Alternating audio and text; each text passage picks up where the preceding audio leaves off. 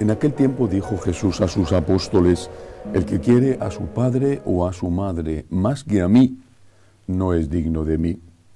El que quiere a su hijo o a su hija más que a mí, no es digno de mí. Y el que no carga con su cruz y me sigue, no es digno de mí. El que encuentre su vida la perderá, y el que pierda su vida por mi causa la encontrará. El que os recibe a vosotros me recibe a mí, y el que me recibe, recibe al que me ha enviado. El que recibe a un profeta porque es profeta tendrá recompensa de profeta, y el que recibe a un justo porque es justo tendrá recompensa de justo.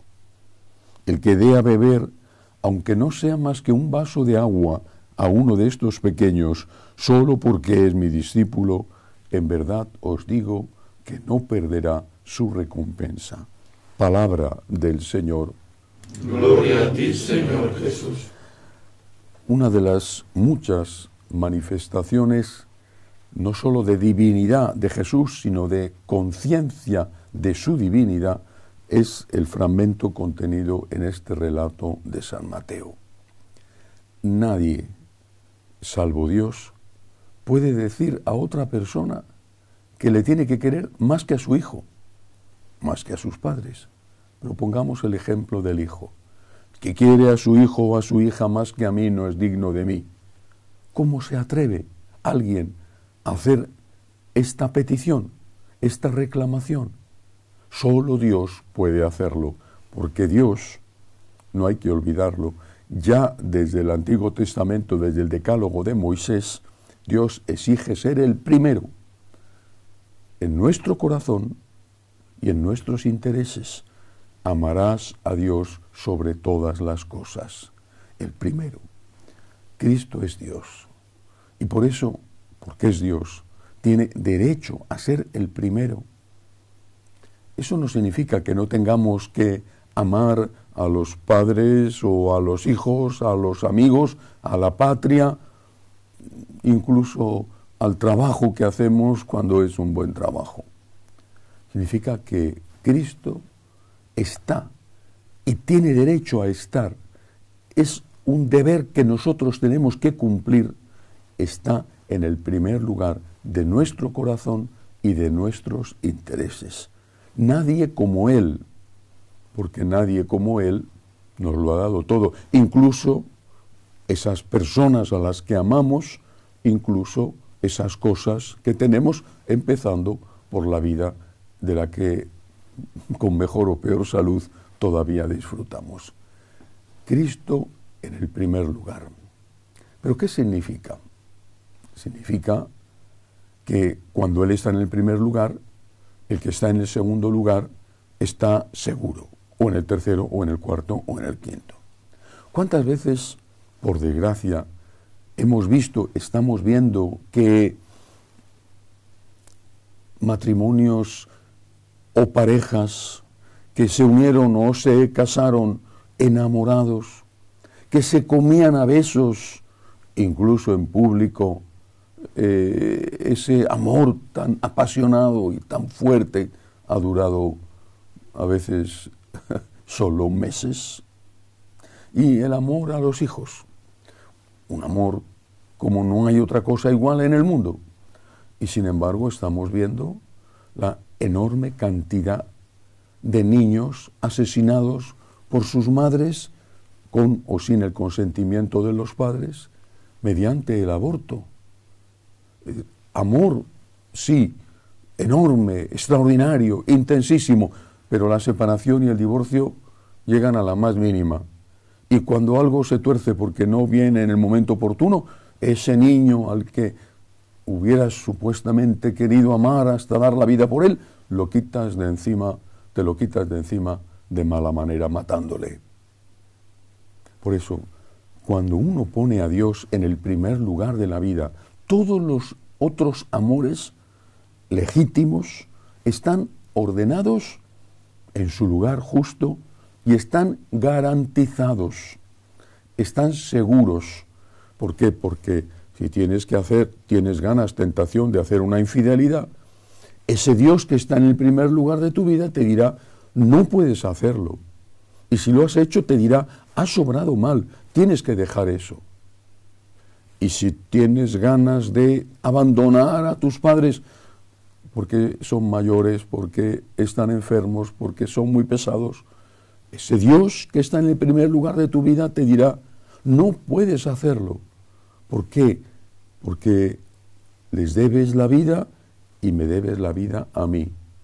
Y si tienes ganas de abandonar a tus hijos, y no solamente con el aborto, ¿cuántas veces, por desgracia, hay padres, madres, que dejan a sus niños o adolescentes simplemente porque dicen que tienen derecho a ser felices y no les importa las consecuencias para los más débiles de su propia familia, a los cuales supuestamente quieren muchísimo, pero ahí les dejan para que les eduque un extraño, y quizá de qué manera se ha educado ese niño o esa niña por ese extraño.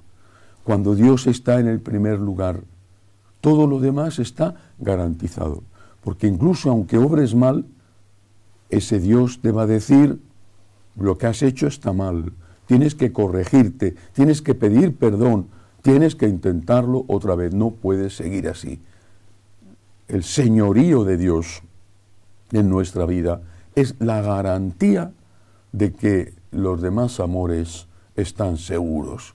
No hay competencia ninguna entre el amor a Dios y el amor humano legítimo. No hay ninguna competencia, al contrario, Dios es el que garantiza que ese amor va más allá del sentimiento y va más allá del momento que te apetece o te deja de apetecer. Pero siempre hay una pregunta que hacerse ante una cuestión moral. Siempre hay que hacérsela. Lo nuestro no es una tabla de preceptos, ni siquiera preceptos como este de poner a Dios en el primer lugar de la vida. Lo nuestro es una tabla de preceptos que se derivan de otra cosa. Es decir, la pregunta primera que hay que hacer no es ¿qué tengo que hacer?, sino ¿por qué lo tengo que hacer? Esa es la pregunta primera, porque de la espiritualidad nacerá la fuerza para hacer aquello que Dios nos pide. Cuando San Francisco de Asís se convirtió, la cárcel, después la llamada del Señor en Spoleto para que regresara a su casa, y después aquella costumbre que adquirió de ir a San Damián a rezar una y otra vez, él en San Damián, ante aquel viejo crucifijo, solo preguntaba una cosa: ¿qué quieres que haga? Esta es una pregunta sobre la ética, sobre la moral. ¿Cómo tengo que comportarme? Es una pregunta sobre la ética, pero esta no es la primera pregunta. La pregunta inicial, la que hizo San Francisco a Dios, es: Señor, ¿qué quieres que haga por ti? Porque tú lo has hecho todo por mí. O dicho de otra forma, ¿por qué tengo que hacer lo que me pides? Y a San Francisco le pidió que renunciara a su casa, que renunciara a su herencia, que empezara a vivir como un pordiosero. Bueno, ¿pero por qué? ¿Por qué?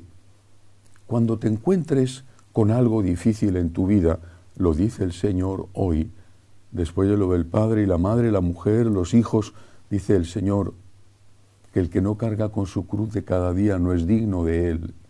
Cuando te encuentres con algo difícil de practicar, lo que tienes que preguntarte es: ¿por qué tengo que hacer esto? Esa es la pregunta primera. ¿Por qué tengo que hacer esto? Señor, ¿por qué? ¿Por qué tengo que abrazar mi cruz, que quizá es una convivencia difícil? O una educación difícil a un hijo adolescente. O un trabajo difícil. O simplemente la enfermedad que viene con los años, la muerte de alguien al que amas o la tuya que se va acercando. Señor, ¿por qué tengo que hacer esto? ¿Por qué cargar con mi cruz de cada día? ¿Por qué? Porque tú me has amado primero. San Juan lo tiene muy claro. Dios nos amó primero, dice San Juan. Dios es el motor del amor. Dios nos amó primero. Y por eso, añade San Juan, nosotros tenemos que amarnos unos a otros. porque Dios nos amó primero, porque nos hemos encontrado con un amor infinito, inmerecido, con un amor que lleva a la encarnación del Dios Todopoderoso, a la muerte en la cruz del Dios Todopoderoso y a la resurrección para darnos el certificado, la garantía, la seguridad de que hay vida eterna. ¿Por qué tengo que llevar mi cruz de cada día? ¿Por qué? Porque Dios me ha amado primero, porque yo me fío de Él y porque acepto su divina voluntad. Por eso, primera pregunta, ¿por qué tengo que hacer las cosas? Segunda pregunta, ¿qué tengo que hacer? ¿Qué tengo que hacer para hacer lo que Dios me pide? Y tercero, que no es una pregunta, sino una petición, Señor, ayúdame. Dame fuerzas, Señor, dame fuerzas.